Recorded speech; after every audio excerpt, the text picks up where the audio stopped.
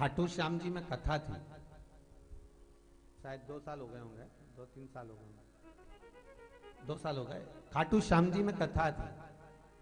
तो श्याम बाबा के दरबार में कथा थी, तो वहां एक बात कही थी कि मेरा श्याम धनी है बड़ा दयालु,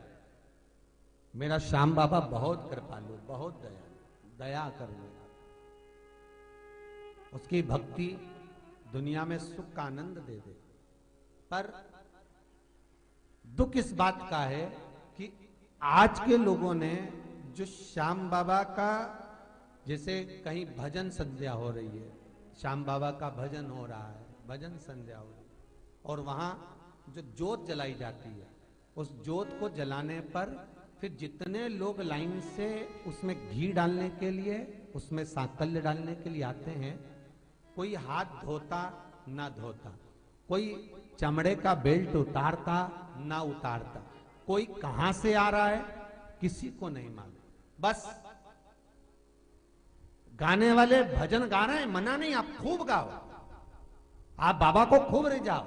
पर निवेदन इतना सा है कि जिस जोत के सामने आप बाबा का कीर्तन कर रहे हो,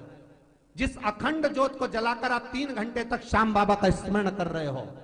मेरे श्याम धनी का खूब भजन गाओ, खूब कीर्तन करो, पर निवेदन इतना है, जब श्याम बाबा की जोत जग जाए तो उस जोत का स्पर्श कोई चमड़े का जूता पहन कर आ रहा है, कोई गलत काम कर कर आ रहा है, कोई सोचाधिक कर्म कर कर आ रहा है, कोई वॉशरूम से आ रहा है, और आते से ही उसने केवल हाथ लगाया और उसमें जोत में घी डाल दिया, उसमें धूप डाल दी, उसमें कहीं नारियल का गोटा डाल दिया, उसने स्पर्श कर कर छोड़ दिया। तो मेरा निवेदन है, इससे मेरा श्याम बाबा प्रसन्न नहीं होगा, इससे मेरा श्याम बाबा आपसे दूर हो जाएगा, इससे मेरा श्याम धनी प्रसन्न नहीं होगा, इससे दूर हो जाएगा। अगर आपको अखंड ज्योत लगाना है, जजमान परिवार से क्यों नहा के आए, स्नान कर कर आए, और स्नान कर कर आने के बाद में महाराज फिर बैठकर आप उस जजमान से आप ज्योत जलवाओ, और जलवाने के बाद किसी एक ब्राह्मण को, किसी एक पंडित को, किसी एक संत को बिठा दो कि वो 3 घंटे तक उसमें घी डालता रहे, किसी का स्पर्श नहीं।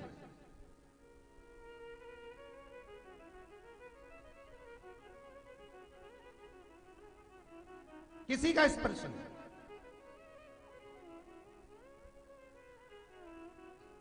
मेरे बाबा की ज्योत को, मेरे श्याम धनी की ज्योत को व्यापार का केंद्र मत बना। एक बड़ी थाल रख दी, जो आएगा ज्योत में घी डालेगा तो कुछ चढ़ा कर जाए, बाबा के सम्मुख में महाराज व्यापार का केंद्र